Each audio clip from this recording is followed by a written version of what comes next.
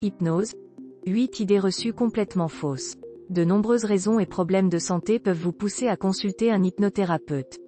L'hypnose médicale peut en effet servir à traiter les addictions et à soulager les phobies, le stress et de nombreux symptômes associés comme les insomnies, les bouffées de chaleur ou le syndrome de l'intestin irritable.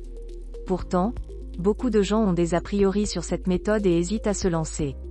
Pour démêler le vrai du faux, nous avons listé 8 idées reçues sur l'hypnose. Un sous-hypnose, on peut me faire n'importe quoi.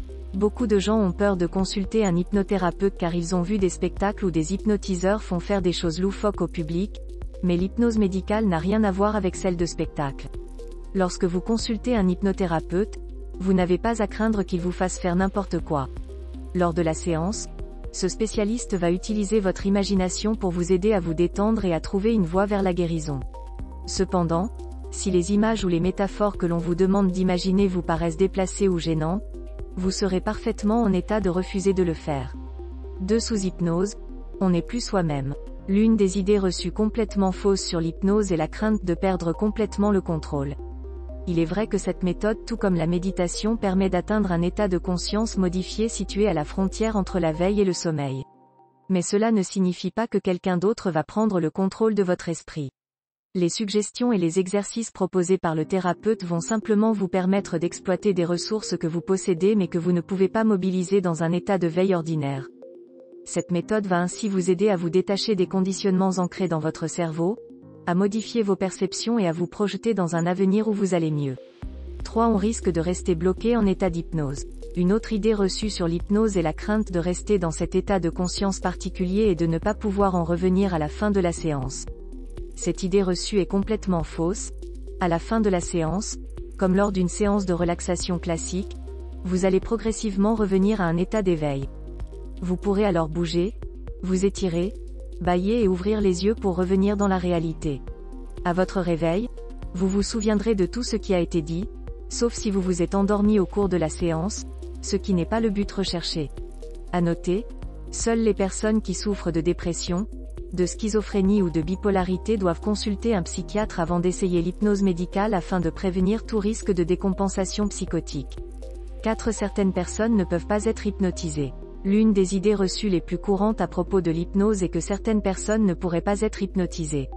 En théorie, tout le monde peut entrer dans cet état de conscience à la limite entre la veille et le sommeil car c'est un état que notre cerveau connaît naturellement chaque fois que nous sommes sur le point de nous endormir.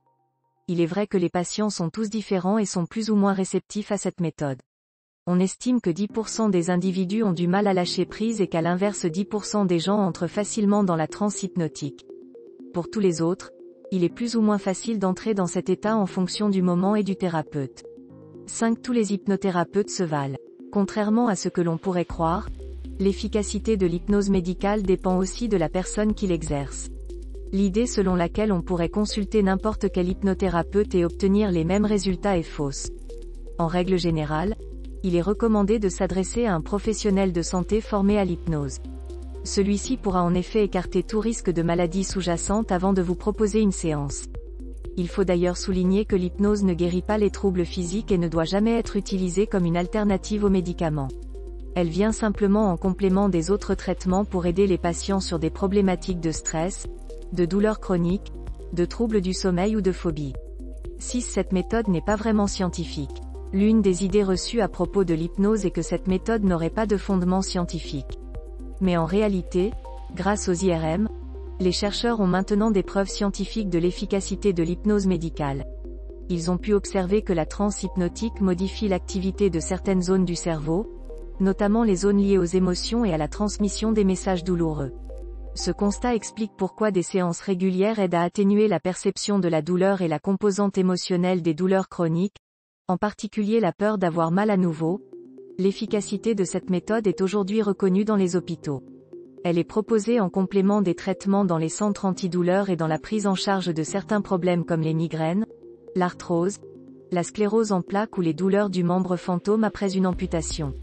7. L'hypnose ne sert à rien en cas de maladie grave. Même si l'hypnose ne guérit pas directement des maladies graves comme le cancer ou la sclérose en plaques, elle peut servir de thérapie complémentaire pour mieux supporter les traitements. La compilation de plusieurs études menées sur plus de 1350 patientes a démontré qu'en cas de cancer du sein, cette médecine douce aide à réduire la douleur et l'angoisse au cours des traitements. Elle permet de mieux gérer la peur et la douleur au cours de la biopsie, de diminuer la fatigue pendant la radiothérapie ainsi que l'anxiété pendant la chirurgie. 8. Elle fonctionne à tous les coups pour maigrir ou arrêter de fumer. À l'inverse, l'hypnose est parfois présentée comme une méthode miracle pour arrêter de fumer ou pour perdre du poids. Mais attention, si vous décidez de consulter un hypnothérapeute pour faire plaisir à vos proches, il n'y a aucune chance pour que cette méthode fonctionne. Si vous voulez que l'hypnose vous aide à en finir avec la cigarette ou à maigrir, ces objectifs doivent être les vôtres. Vous devez vraiment avoir envie de changer vos habitudes et être motivé pour que les séances vous aident à modifier votre rapport à la cigarette ou à la nourriture. Les suggestions de l'hypnothérapeute ne font que renforcer votre propre volonté à maigrir ou à arrêter de fumer, mais elles ne remplaceront jamais vos propres efforts. De plus, si vous voulez résoudre une problématique précise, il est préférable de vous adresser à un hypnothérapeute plutôt que d'essayer l'auto-hypnose tout seul à la maison.